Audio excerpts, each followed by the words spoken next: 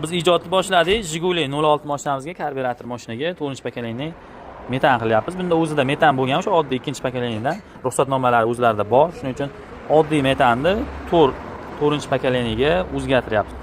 LED включательlari ham mana xromoviy start stop knopkalariga o'xshaydi. Injektorlari ham Royal 2 ohmli injektorlar bilan qo'yapmiz. Xudo xolasa, uстановка jarayonlari ketyapti. Qo'yib bo'lganimizdan keyin bir yurishlari bo'yicha ham bir video qilib beramiz.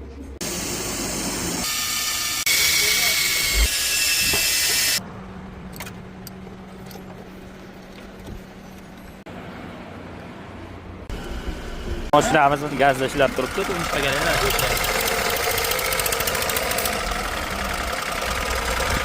Silendosi sirasi qaltirayapti. Birdan gaz chiqayotganini bildiryapti. Mana LED start stopga o'xshaydi. Nastroyka ishlari hozir yurib ko'rsatib beramiz. Trend gaz va trendda.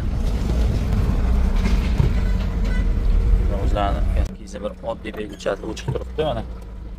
4 pokoleniya injektor sistemada harakatlanyapmiz. Bitta o'sha kartasi, aybalar kartasi o'xshagan sifrovod. Bitmagan joyga qo'shingiz kelsa qo'sha olasiz, ayirisiz ayirasiz. Holatga qarab to'g'risiz bo'laveradi. Mashinamiz 4 pokoleniyada harakatlanyapti. Jiguli. Akalar kimda shunaqa Jiguli, Moskvich, Damas, Labo, nima karburator sistemada mashinalar bo'lsa, aloqaga chiqib olasizlar. 4 pokoleniya sistemaga, injektorli sistemaga o'tkazib beramiz. Holen propan, holen metan bo'lsin. Propanda ham bahorasi muammo yo'q endi.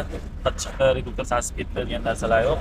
4 pokoleniya ishlanganlar bilan sir chiqmaydigan qilib qo'yib berish sharoitiga bahorasi egamiz.